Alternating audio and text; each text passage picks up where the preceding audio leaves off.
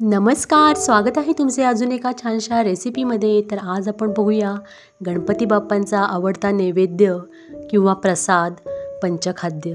पंचखाद्य हे 5 पदार्थांपासून बनलेले असते आणि ह्या पदार्थांची सुरुवात ख या अक्षरापासून होते। हे पदार्थ कोणते ते पाहूया। हे पहा, खारीक, खोबरे, किशमिश, खडीसाखर आणि खसखस। आता आपण त्यापैकी खसखस इथे भाजायला घेऊया। ही 2 टेबलस्पून खसखस आहे, ती छान गुलाबी होईपर्यंत भाजायची आहे आणि खसखस भाजून झाली की त्यामध्ये खोबरे भाजायचे आहे। खोबरे सुद्धा हलकेसे गुलाबी झाले की ते काढून घ्यायचे आहे। खोबरे फार भाजायचे नाही, अगदी हलका कलर येईपर्यंतच भाजायचे आहे। हे पहा, खोबरे इथे आपले छान आता भाजून झाले आहे। ही बाप्पांच्या खिरापतीची रेसिपी जर का तुम्हाला आवडली तर रेसिपीला एक लाईक नक्की करा आणि चॅनलवर नवीन असाल तर चॅनलला सबस्क्राईब सुद्धा करा। आता इथे मी खोबरे काढून घेतले आहे आणि त्यामध्ये खारीक भाजणार आहे। इथे खारकेचा मऊपणा कमी होईपर्यंतच भाजायची आहे। खारीक खूप लाल करायची नाही आहे आपल्याला, म्हणजे ती गार झाल्यावर कडक होईल आणि मिक्सरला छान बारीक होईल।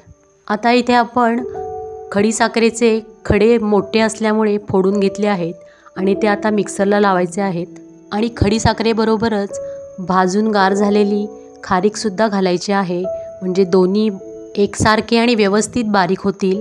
आता हे मी मिक्सरला लावून घेणार आहे। हे पहा, खारीक आणि खडीसाखर छान बारीक झाली आहे मिक्सरमध्ये।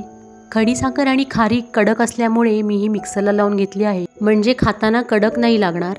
आता इथे बारीक केलेले खारीक आणि खडीसाखर एका डिशमध्ये काढून घेतली आहे आणि आता त्यामध्ये उरलेले सगळे साहित्य घालायचे आहेत एक एक करून। इथे मी आता खोबरे घातले आहे भाजलेले, आणखीन आता त्यामध्ये भाजलेली खसखस सुद्धा घातली आहे। या सर्व पदार्थांचे सुरुवातीचे अक्षर ख हे आहे। आता त्यामध्ये मी किशमिश सुद्धा घालणार आहे, बेदाण्याला किशमिश सुद्धा म्हणतात। आता हे सर्व पदार्थ एकत्र छान मिक्स करून घ्यायचे आहेत एकजीव होईपर्यंत। अशी ही पंचखाद्याची खिरापत अगदी सर्वांच्याच घरी बनत असेल। अशी ही पंचखाद्याची खिरापत तुम्ही माझ्या पद्धतीने सुद्धा करून बघा। रेसिपी अगदी टिप आणि ट्रिक सहित शेअर केली आहे, ती तुम्हाला नक्कीच आवडली असेल। व्हिडिओ आवडला असेल तर व्हिडिओला लाईक, शेअर, सबस्क्राईब करा आणि प्रसादाची रेसिपी पाहिल्याबद्दल सर्वांचे खूप खूप धन्यवाद। आता भेटू पुढील रेसिपीमध्ये, तोपर्यंत नमस्कार।